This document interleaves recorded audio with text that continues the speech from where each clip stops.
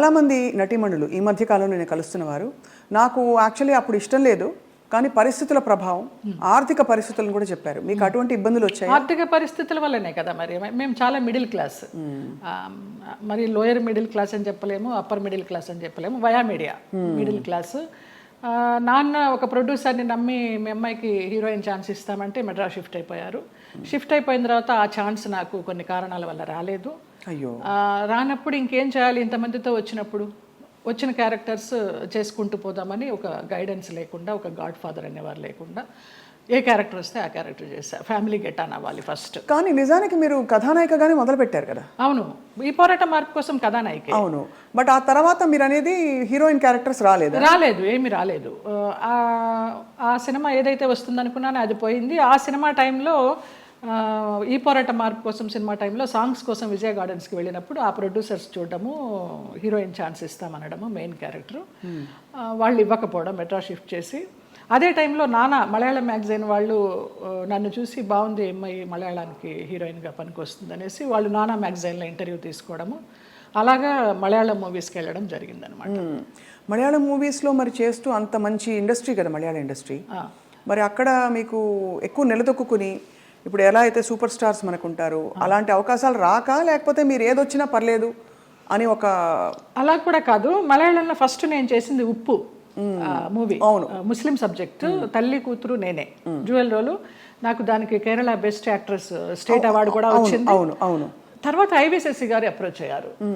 Approach అయితే మంచి director. అప్పుడు అంటే తెలియదు మనకి ఎలా ఉంటుంది, ఊరికే అవుట్లైన్ చెప్తారు కానివ్వండి, మంచి గ్లామర్ రోలు, కమల్ హాసన్ గారి పక్కన అనేసరికి చాలా ఆనందంగా ఉంటాం కదా. ఫస్ట్లోనే కమల్ హాసన్ గారి పక్కన ఉలగ నాయగన్ ఆయన పక్కన వచ్చింది అని. ఆ ముగ్గురు హీరోయిన్లు శోభన, గీత, నువ్వు అని చెప్పారు. ఓకే అనేసి ఒప్పేసుకున్నాను. అది కట్ చేస్తే విలన్ వైఫ్ వ్యాంపిష్. దాని తర్వాత రామానాయుడు గారు ఇంద్రుడు చంద్రుడిలో కమల్ హాసన్ గారి సెక్రటరీగా ఎవరు బాగుంటారంటే కమల్ హాసన్ గారు నన్ను రికమెండ్ చేశారు. అమ్మాయి ఎవరో చేసింది జయలలిత, చాలా బాగుంది, ఆ అమ్మాయిని పెట్టండి అని. అలాగే ఇంద్రుడు చంద్రుడిలో కూడా ఒక టైప్ ఆఫ్ వ్యాంప్.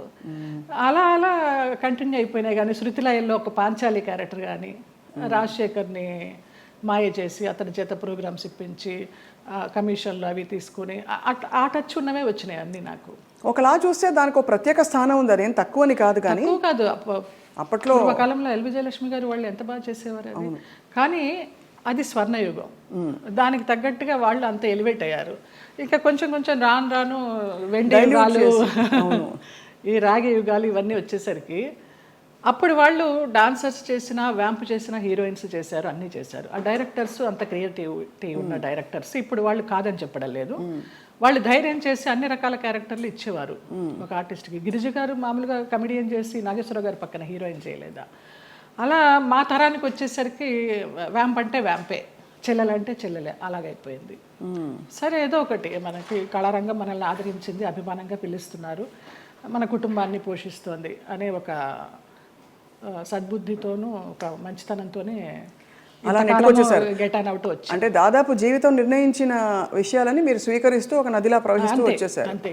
అది కొంచెం మెచ్యూరిటీ వచ్చిన తర్వాత ఇంకా ఇది కర్మ సిద్ధాంతాన్ని నమ్మడం అలవాటు చేసుకున్న తర్వాత మనకి ఏది ప్రాప్తమో అదే, ఏది రావాలో అదే వస్తుంది, ఎప్పుడు రావాలో అప్పుడే వస్తుంది అన్న తర్వాత మనసుకి చాలా ప్రశాంతంగా హాయిగా ఉంది. ఇంత అందమైన జయలలిత గారు అప్పుడు ఒక అమ్మాయి, అఫ్కోర్స్ నాన్నగారికి పరిచయాలు ఉన్నప్పటికీ కూడా ప్రతి చోటికి నాన్నగారు రాలేరు కదా, మీ రక్షణ మీరు ఎలా చేసుకున్నారు? చుట్టూ ఉంటే మగ ప్రపంచం, అండ్ మగ ప్రపంచం వచ్చి మిమ్మల్ని పలకరించలేదు, ట్రై చేయలేదంటే ఎవరు నమ్మరు. అవును అవును, అంటే అది జగమెరిగిన సత్యం. అలా అని వాళ్ళని ఏం అనలేదు. బట్ ఈ ప్రపంచంలో ఎలా మిమ్మల్ని మీరు కాపాడుకున్నారు? కాపాడుకున్నాను అంటే కాపాడుకోలేదనే చెప్పాలి. కాపాడుకోలేదు, ఎందుకు అబద్ధం చెప్పడం.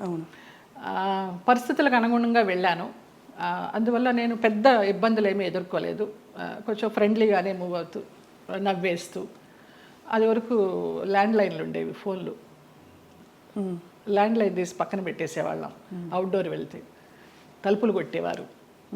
ఒక ఆర్టిస్ట్ అయితే నువ్వు తలుపు తీస్తావా లేకపోతే నేను ఇక్కడ ఊరేసుకొని చచ్చిపోనా అని అడిగాడు.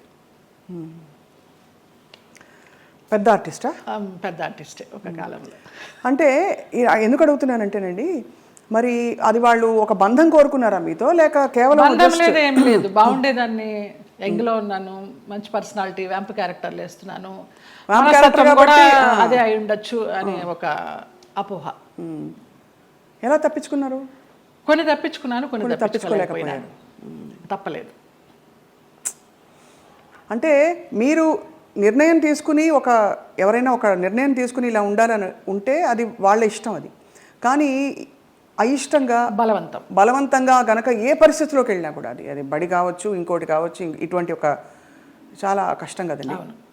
ఒకసారి అలాగే ఒక డైరెక్టర్ని రిజెక్ట్ చేశాను అనేసి అతను ఆ క్యారెక్టర్ కట్ చేసి పంపించేశారు. పర్లేదు అనుకున్నాను. అలా కూడా జరిగిన సందర్భాలు.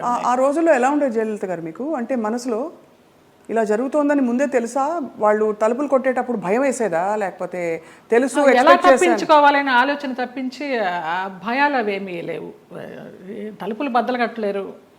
మన్నాడు ఏమన్నా అడిగినప్పుడు ఏదో దాటేస్తాం, ఏదో ఒక రీజన్ చెప్తాం. అవునా, నిద్ర పట్టేసింది, ఫోన్ వినిపించలేదనో, తలుపు చప్పుడు వినిపించలేదనో, ఇలాగే మేనేజ్ చేసుకుంటూ కొన్ని తప్పించుకుంటూ, కొన్ని తప్పించుకోలేక, కొన్ని తప్పనిసరిగా. కష్టం, చాలా కష్టం. అయితే కష్టమని అనుకోలేదు. అంటే ఒకసారి పోయినా 100 సార్లు పోయినా పోయింది అంతే. ఇక మనకేం అది ఫీలింగ్ ఉండదు. అంటే కరెక్టేలేండి మీరు అన్నట్టు. అంటే ఆ టైంకి మీరు ప్రాక్టికల్గా సమాధాన పడిపోయారు అంతే దానికి. అంతే. ఒకటే ఏమో, నా వాళ్ళు బాగుండాలి. ఎలాగో వచ్చాను, నేను చెడిపోతే చెడిపోయాను, నా వాళ్ళు బాగుండాలి, అంతే. ఆ మంచి మనసుతోనే వచ్చాను కాబట్టి ఇప్పటికీ నన్ను భగవంతుడు ఈ రకంగా చూస్తున్నాడు 40 years ఇండస్ట్రీలో అని ఒక నమ్మకం. ఇప్పుడు అందరూ బాగున్నారు. చాలా సున్నితమైన ఒక ప్రశ్న అండి ఇది. అడగచ్చు అడగకూడదు, కానీ ఈ సోకాల్డ్ ప్రముఖులు వాళ్ళు వీళ్ళు మిమ్మల్ని ఇలాగా ఇబ్బంది పెట్టి, సరే వాటెవర్ ట్రై చేసి అది బలవంతంగా మీరు తలొగ్గినప్పుడు గౌరవం ఉంటుందా, లేకపోతే కేవలం జస్ట్ వాళ్ళ వాళ్ళ వాళ్ళ ఇంకా పైశాచికత్వం? కానీ పైశాచికత్వం ఏమీ ఉండదు, గౌరవం ఉండదమ్మా. Just matter of fact, need అంతే. రెండు ఉండవు, అది మరీ పీక్ ఉండదు. కానీ అంటే ఎందుకు అడుగుతున్నానంటేనండి, ఆ టైంలో వాళ్ళ ప్రవర్తన కూడా ఒక గాయం చేస్తుంది కదా మనసులో. అట్లా నేను అబద్ధం చెప్పకూడదు, ఎవరు అలాగ ప్రవర్తించలేదు. పైశాచికము లేదు, ప్రేమ లేదు. ప్రేమ అసలు ఉండదు. ఒప్పుకొని వెళ్ళాము, అంతవరకు. వాళ్ళ నీడ్ అయిపోయింది, వచ్చాము. తర్వాత ఎలా ఉండేవారు వీళ్ళందరూ? బాగానే ఉండేవారు మామూలుగా. షార్ట్ అంటే షార్టే, అంతే అంతే. సో అది అలాగా ఒక ప్రొఫెషనల్ సిస్టంలో దాదాపు ప్రతి హీరోయిన్కి, ప్రతి అందమైన నటికి ఇది సర్వసాధారణమైపోయిన పరిస్థితులు వచ్చాయి అనే ఒక బాధతో తప్ప మరీ మిమ్మల్ని ప్రోబ్ చేసి ఇబ్బంది పెట్టాలని కాదు జయలలిత గారు. అయ్యో లేదమ్మా. ఎందుకు అది నామ్ అయిపోవాలి, ఎందుకు ఒక బెంచ్ మార్క్ అయిపోవాలి అని అంటే, మనం ఈరోజు అనేక కమిటీలు పెట్టడాలు, ఇండస్ట్రీ ఇతర వర్క్ ప్లేసెస్లో వేధింపుల కమిటీ ఉండాలని చెప్పి, అంటే వేధింపులని వ్యతిరేకించే కమిటీలు. బై గాడ్స్ గ్రేస్ మాకు అట్లాంటి వేధింపులు ఏం లేవు, కానీ తప్పలేదు. అంటే అది కరెక్టే. అంటే వేధింపులు లేకపోయినా ఒక పాయింట్లో మీరు ఎస్ చెప్పకపోతే మీకు అవకాశాలు తగ్గిస్తాం అన్నది ఒక వేధింపే కదా. అవును అవును. అంటే మీకు టాలెంట్ ఉండి కూడా చెప్పాను కదా, ఒక డైరెక్టర్ పంపించేశారు సుగం క్యారెక్టర్ అయిన తర్వాత అనేసి. ఆ పేరు నేను అడగను, ఎందుకంటే మిమ్మల్ని ఇబ్బంది పెట్టను. వారు గనక ఇంకా ఉండుంటే గనక ఇంకా ఇబ్బంది పెట్టను. లేరు, పోయినారా? Okay. Malayalam director. Okay okay. Telugu ఇండస్ట్రీలో బాగానే పోనీ మన ఇంటి పిల్ల అని ఏమన్నా అక్కును చేర్చుకున్నారా మిమ్మల్ని? ఇక్కడ కూడా ఇదేనా? అక్కున చేర్చుకోలేదు, చీకొట్టలేదు. రైట్. అదే సమయంలో మీరు గాఢమైన ప్రేమలో పడ్డారు కదా? అవునమ్మా, మలయాళం డైరెక్టర్. అది కూడా ఎలా పడాల్సి వచ్చిందంటే, నేను డేట్స్ ఇచ్చినప్పుడు నాన్న నాకు తెలియకుండా వేరే క్రాస్ బెల్ట్ మణి అని మన హీరోయిన్ మీనా వాళ్ళ మేనమామ, ఆయన కూడా ఒక కాలంలో ఒక ఈ సి గ్రేడ్ టైప్ ఆఫ్ మూవీస్కి మంచి పెట్టింది పేరు ఆయన. నేను చేసే సినిమాలు కూడా సి గ్రేడ్ సినిమాలే అప్పుడు, బీసీ గ్రేడ్. మీరు అంత ఓపెన్గా సి గ్రేడ్ సినిమాలు చేశానని చెప్తున్నారు కదా, అది ముచ్చటేసని చూసి ఎంత నిజాయితీగా చెప్తున్నారని చెప్పండి మ్యామ్.